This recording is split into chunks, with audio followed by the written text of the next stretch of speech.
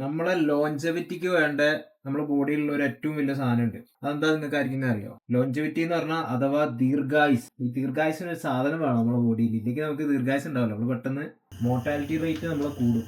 ഈ സാധനം ഇല്ലെങ്കിൽ നമ്മൾ പെട്ടെന്ന് തട്ടിപ്പോകും. ഇതാണ് മസിൽസ്. ഈ മസിൽസ് വേണമെന്നുണ്ടെങ്കിൽ നമുക്ക് ഇനഫ് പ്രോട്ടീൻ വേണം നമ്മുടെ ഡയറ്റിൽ. Enough protein and fats. നല്ല ഗുഡ് ഫാറ്റ്സ് ആൻഡ് പ്രോട്ടീൻ ഉണ്ടെങ്കിലേ ഈ മസിൽ പ്രിസർവേഷനും മസിൽ ഗ്രോത്തും നമുക്ക് ബൂസ്റ്റ് ചെയ്യാൻ പറ്റും. നമുക്ക് കുറേ കാർബോഹൈഡ്രേറ്റിൻ്റെ ആവശ്യമുണ്ടോ? നമുക്ക് കാർബോഹൈഡ്രേറ്റ് എന്ന് പറയുന്നത് ചെറിയൊരു പെർസെൻറ്റേജ് മാത്രം മതി നമ്മുടെ ഡയറ്റിൽ. 1990 തൊട്ടിട്ടുള്ള ഒരു പിരമിഡ് മൊത്തം കാർബോഹൈഡ്രേറ്റ് ഡോമിനേറ്റഡ് ആയിരുന്നു.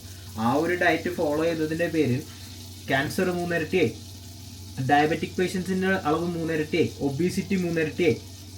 അങ്ങനെ എന്ത് തരത്തിലുള്ള ഇപ്പം നമ്മുടെ ചുറ്റിലുള്ള അസുഖങ്ങൾ മൊത്തം നോക്കിയാൽ മതി. ഹോർമോണൽ ഇഷ്യൂസ് ആയിട്ടുള്ള PCOS, തൈറോയിഡ്, ഇങ്ങനെയുള്ള അസുഖങ്ങൾക്കൊക്കെ അതിൻ്റെ ഇരട്ടി വർദ്ധിച്ചതല്ലാണ്ട് അതിനൊരു ക്യൂർ ഉണ്ടായിട്ടില്ല. അപ്പോൾ ഇപ്പോൾ 2026 ഇപ്പോൾ പിരമിഡ് മൊത്തമായിട്ട് ചേഞ്ച് ആയത് നമ്മളെല്ലാവരും അറിഞ്ഞു. അപ്പം ഇനിയെങ്കിലും നമ്മളൊരു പ്രോട്ടീൻ ഫാറ്റ് ഡയറ്റ് ഫോളോ ചെയ്യാതെ ഇങ്ങനെ കാർബോഹൈഡ്രേറ്റിന് കൂടുതൽ പ്രിഫറൻസ് കൊടുത്തു കഴിഞ്ഞാൽ ഈ ഇരട്ടിച്ചത് 3 ഇരട്ടി എന്നുള്ളത് നമുക്കൊരു 5 ഇരട്ടി 6 ഇരട്ടി ആക്കാൻ അധികം സമയമൊന്നും വേണ്ടി വരും. അപ്പം ഇനിയെങ്കിലും ആവശ്യത്തിനുള്ള പ്രോട്ടീൻ നമ്മൾ കൺസ്യൂം ചെയ്ത് തുടങ്ങണം. കാരണം നമ്മളെ മസിൽ പ്രിസർവേഷൻ എന്ന് പറയുന്ന ഒരു സാധനമുണ്ട്. നമുക്ക് ഏജ് ആകുന്നതിനനുസരിച്ച് ഈ മസിൽ വീക്ക് ആവുകയാണ് ചെയ്യുക. ഇതിനെ പ്രിസർവ് ചെയ്യണമെന്നുണ്ടെങ്കിൽ ഇതുപോലുള്ള ആനിമൽ വേസ്റ്റ് എന്നുള്ള ഹൈ ക്വാളിറ്റി ആയിട്ടുള്ള പ്രോട്ടീൻ എടുത്തു കഴിഞ്ഞാൽ മാത്രമേ നമുക്ക് muscle preservation and muscle growth ഉണ്ടാവും.